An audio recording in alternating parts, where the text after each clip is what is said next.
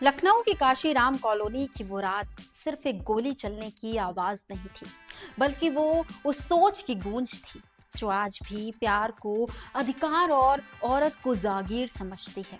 एक सनकी आशिक शराब के नशे में डूबा हुआ अपनी ही प्रेमिका को गोली मार देता है। सवाल ये है कि क्या ये सिर्फ एक प्रेम प्रसंग का झगड़ा था, या फिर ये नशे, दीवानगी और बीमार मानसिकता का खतरनाक मेल था। दरअसल स्टेज डांसर लक्ष्मी थापा की जिंदगी संघर्षों से भरी रही है। आर्थिक मजबूरियों ने उसे मंच तक पहुंचाया। वही मंच पर उसकी मुलाकात आकाश कश्यप से हुई। दोस्ती हुई, फिर प्यार हुआ, लेकिन ये प्यार धीरे धीरे शक, पॉजिटिवनेस और हिंसा में बदल गया। यहीं से कहानी ने एक खतरनाक मोड़ ले लिया। आकाश को लक्ष्मी का डांस करना पसंद नहीं था।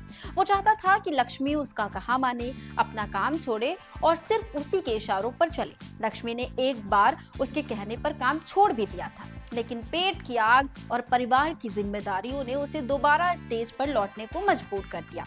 यहीं से आकाश का गुस्सा और बढ़ गया। धीरे धीरे ये रिश्ता प्यार से ज्यादा डर में बदल गया। मारपीट, गालियां और यहाँ तक कि सिगरेट से जलाने जैसी घटनाएं भी सामने आई। कई बार आरोपी के परिजन माफी मांगते रहे और लक्ष्मी हर बार उसे माफ करती रही।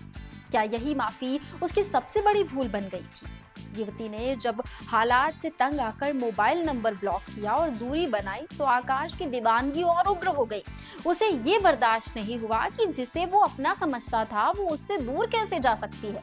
यहीं से उसके दिमाग में शायद ये ख्याल जन्म लेने लगा कि अगर वो मेरी नहीं हो सकती तो किसी की भी नहीं होगी। बृहस्पतिवार की रात शराब के नशे में धुत आकाश अपने दो दोस्तों के साथ काले स्कॉर्पियो से लक्ष्मी के घर पहुंचा। गालियां दी, हंगामा किया और जैसे ही दरवाजा खुला झगड़ा शुरू हो गया। नशा, गुस्सा और वहशत तीनों ने मिलकर इंसानियत को कुचल दिया। आकाश ने अवैध तमंचा निकाला और गोली चला दी। गोली लक्ष्मी के दाहिने हाथ को चीरती हुई निकल गई, लेकिन किस्मत ने साथ दिया, वरना ये खबर हत्या की हो सकती थी। खून से लथपथ लक्ष्मी जमीन पर गिर पड़ी। आरोपी मौके से फरार हो गया। ये सिर्फ गोली नहीं थी, ये उस साजिश की झलक थी जो पहले ही उसके दिमाग में पल चुकी थी। ये मामला कई सवाल खड़े करता है।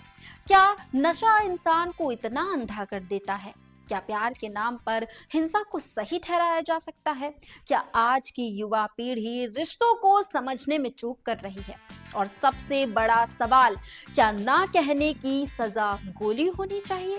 ये घटना हमें ये भी सोचने पर मजबूर करती है कि समय रहते शिकायत क्यों नहीं की जाती। 9 महीने पहले लक्ष्मी ने जहर खाकर आत्महत्या की भी कोशिश की थी, लेकिन तब भी मामला दबा दिया गया था। अगर उस समय आवाज उठाई जाती तो शायद आज गोली चलने की नौबत ही नहीं आती। आज लक्ष्मी खतरे से बाहर है, लेकिन उसके हाथ का जख्म शायद धीरे धीरे भर जाएगा, लेकिन उसके मन का जख्म नहीं। और आकाश, वो सिर्फ एक आरोपी नहीं, बल्कि उस सोच का चेहरा है जो प्यार को स्वामित्व और औरत को वस्तु मानती है। ये कहानी सिर्फ एक डांसर और उसके प्रेमी की नहीं है, ये हर उस लड़की की कहानी है जो प्यार के नाम पर डर में जीती है। समय आ गया है कि दीवानगी और वहशत के फर्क को समझा जाए, क्योंकि प्यार अगर जान लेने लगे तो वो प्यार नहीं, अपराध है। क्या नाम है आपका? लक्ष्मी। क्या मामला है आपका? कल मुझे जान से मारने की कोशिश करी गई। कहाँ रहते आप? कारा काशीराम का। कितने बजे घटना है? 2:15। ये घटना जब हुई तो मौके पर कौन कौन था घर पर? कौन नहीं कर रहा? दीदी थी, दीदी गई थी सबको बुलाने, उतने दिनों से फायरिंग करती। ये किसने फायरिंग की है? आकाश ने। कौन है ये? आकाश और मेरा बॉयफ्रेंड था। कहाँ रहते हैं? गौरी बाजार, बंटरा। कोई पुराना विवाद है आपका?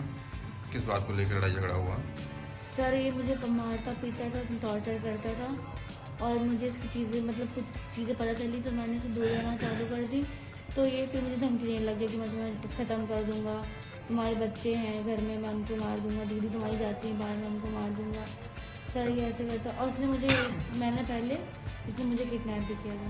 तो मौजूदा अभी बातचीत हो रही थी कि नहीं होती आपकी? नहीं सर, कोई बातचीत होती, अलग अलग नंबर से मुझे फ़ोन भी करता है, मैसेज, लेकिन मैं इधर से कोई भी रिप्लाई नहीं करती, कोई भी। तो इससे पहले आपने कहीं शिकायत की थी? जी सर।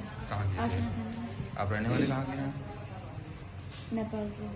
तो यहाँ कहाँ रह रहे हैं इस समय प्रेजेंट टाइम पर? कारा काशीराम का।